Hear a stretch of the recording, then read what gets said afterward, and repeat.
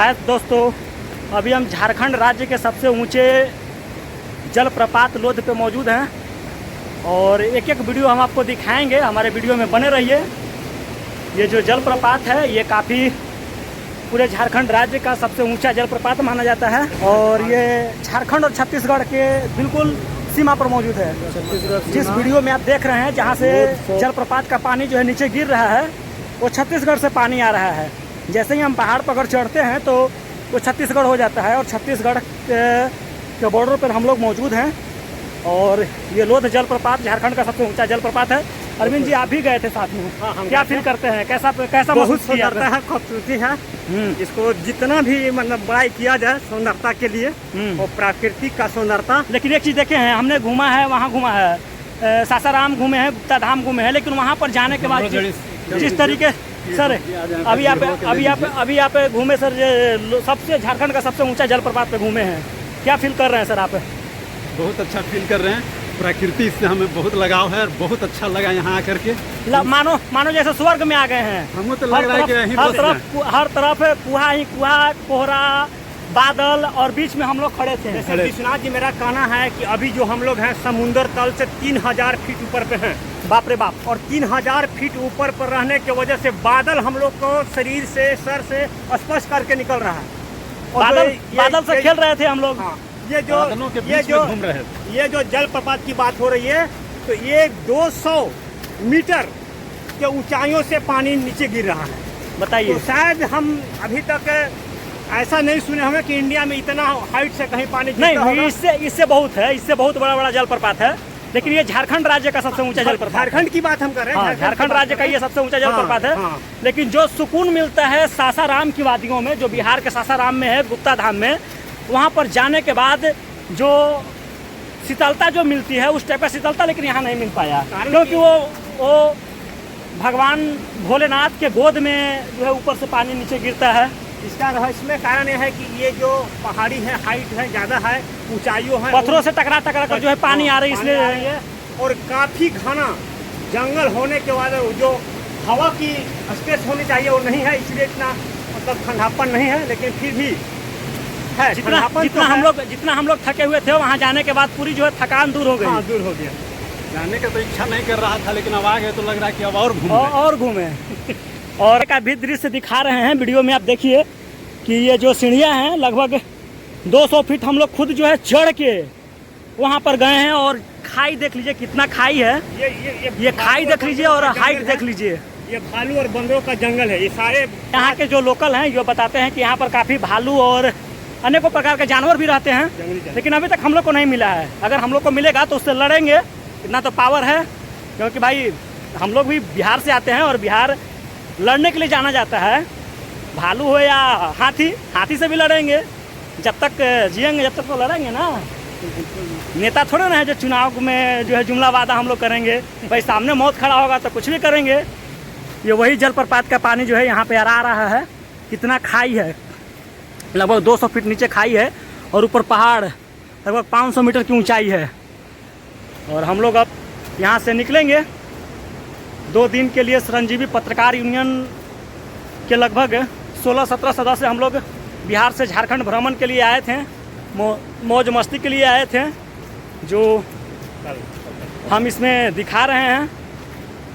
यही हम लोग करने आए थे, घूमने आए थे, टहलने आए थे, नज़ारा देखने आए थे झारखंड का कि आखिर जो हमारा बिहार का जो अंग था, आखिर जब हमसे अलग हुआ, हमारा बिहार से अलग हुआ, तो यहाँ की क्या खूबसूरती रह गई है और हमारे बिहार में क्या खूबसूरती है। हालांकि दोनों को भाई माना जाता है, तो ऐसा नहीं है कि अगर परिवार में 2 भाई हैं तो दोनों को नौकरी ही लग जाए।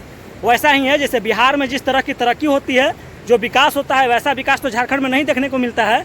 लेकिन फिर भी बहुत बढ़िया, खूबसूरत उद्योग, बहुत कुछ है झारखंड में। और हम लोग अब चल रहे हैं, कुछ दूरी और हम लोग को चलना है। और चलने के बाद कुछ और भी अगर देखते हैं रास्ते में कुछ मिलता है तो हम आपको दिखाएंगे। और यहाँ तक आने में जो समस्याएं उत्पन्न हुई है वो भी हम आपको दिखाएंगे। वीडियो में आप बने रहिएगा। चैनल को सब्सक्राइब कीजिएगा, लाइक कीजिएगा, शेयर कीजिएगा, फॉलो कीजिए। अगर फेसबुक पे हैं तो फॉलो कीजिए, इंस्टा पे देख रहे हैं तो उसको भी फॉलो कीजिए। और और भी हमारे कई साथी हैं, हम उनसे भी जानेंगे कि आखिर यहाँ आने के बाद किस तरह का नज़ारा देखने को मिला, उन्हें क्या सोचते हैं इसके बारे में। बहुत बढ़िया बहुत सुंदर दृश्य था, मनोरम दृश्य था। जैसा हम लोग देखे वैसा अगर मिल जाता तो मज़ा आ जाता। इधर से इधर काफ़ी खूबसूरत ये लोध वीडियो वाटरफॉल है। यहाँ पे हमारा जो सजेशन है कि पूरे फैमिली के साथ एक बार जरूर आना चाहिए। झारखंड सरकार को इसके संरक्षित करने पर पहल करना चाहिए और ये काफ़ी सुंदर है। क्या कहना। और प्रशासन की तरफ से ये पूरी तरह से जलप्रपात को जो है बंद कर दिया गया है और हम लोग रिक्स लेकर अपने ही रिक्स पर यहाँ घूमने आए हैं। देख लीजिए, प्रशासन की तरफ से ये जलप्रपात बिल्कुल बंद है, ये सूचना लिखा हुआ है, इसको आप देख लीजिए। और ये लोध जलप्रपात प्रवेश द्वार है। और ये दिखाइएगा, आप इनको दिखाइएगा। ये देखिए इसका पूरा इसका झारखंड राज्य के सर्वोच्च जलप्रपात लोध के प्रांगण में आपका स्वागत है। लोध जलप्रपात झारखंड के सबसे ऊंचा जलप्रपात है। इसकी ऊंचाई 143 मीटर यानी कि 469 फीट है। यह बुढ़ा नदी पर स्थित है, बताइए। और ये चेतावनी है, अत्यधिक बारिश में लकड़ी का पुल क्षतिग्रस्त एवं जगह जगह पर लैंडस्लाइड भूस्खलन हो गया है।